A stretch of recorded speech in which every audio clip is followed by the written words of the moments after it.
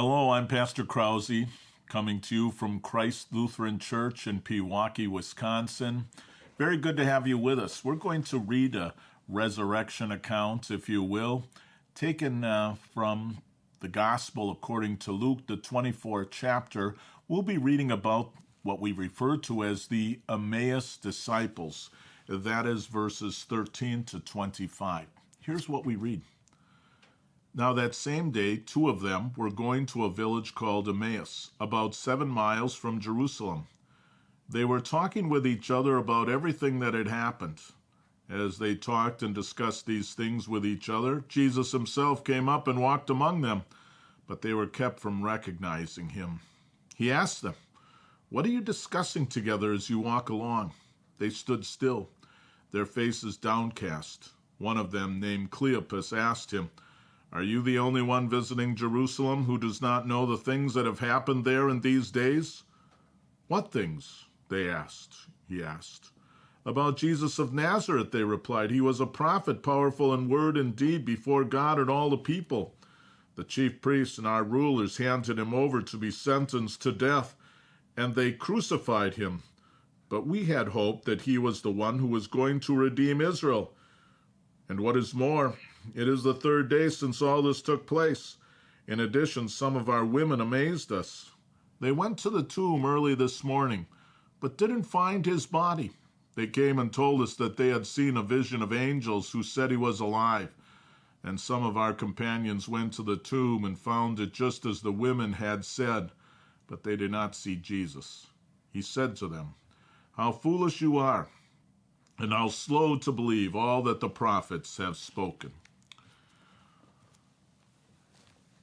In the church where I grew up in Milwaukee, as you left the sanctuary, got into the gathering area and to the area just outside the sanctuary, there was a picture there for decades. It was a beautiful picture. It always caught my attention. It was the picture that we have just read about, the Emmaus disciples. It was a beautiful evening. The creation was marvelous. I don't know about you, but I just think that as the sun is going down, and not so far away from that time when it finally does go down, the light is so intense in nature. In this particular portrayal of the Emmaus disciples, the light was just spectacular. 3 people walking on a road. There was the beauty of nature all around them. But of course, they were oblivious to it because they were in intense conversation. Do you know such kinds of remembrances in your life where you were oblivious to everything around you because you were so caught up in some kind of conversation that had a big impact in your life, a lot of meaning, and maybe the person who was speaking to you was a person who was relaying information to you that you did not know about, that you were not aware of, that you didn't know was something that was going to pertain in such a strong way to the matter that you were discussing. And that's the way it was in this case. 2 people leaving Jerusalem.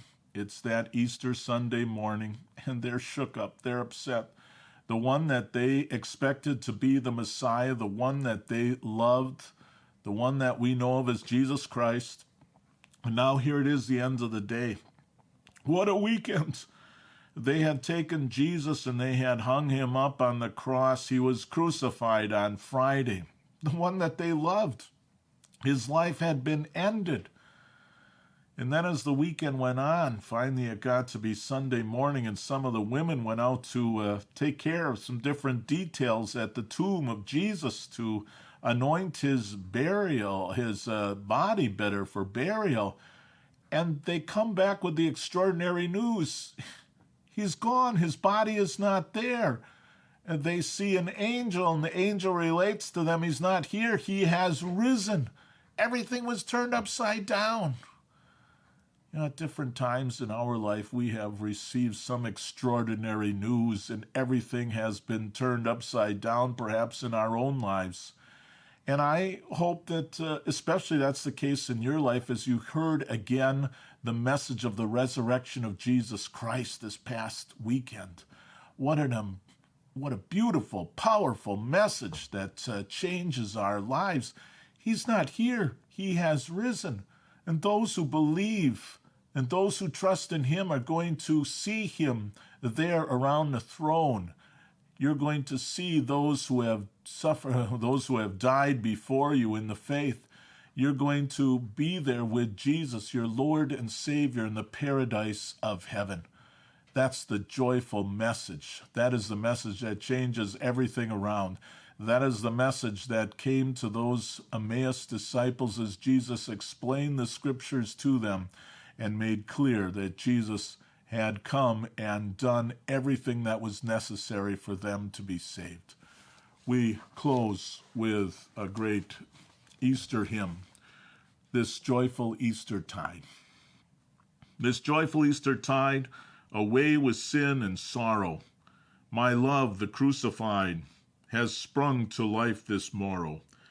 Had Christ who once was slain not burst this 3-day prison, our faith had been in vain. But now is Christ arisen, arisen, arisen. But now is Christ arisen. God bless you and uplift you with the powerful message of the resurrection.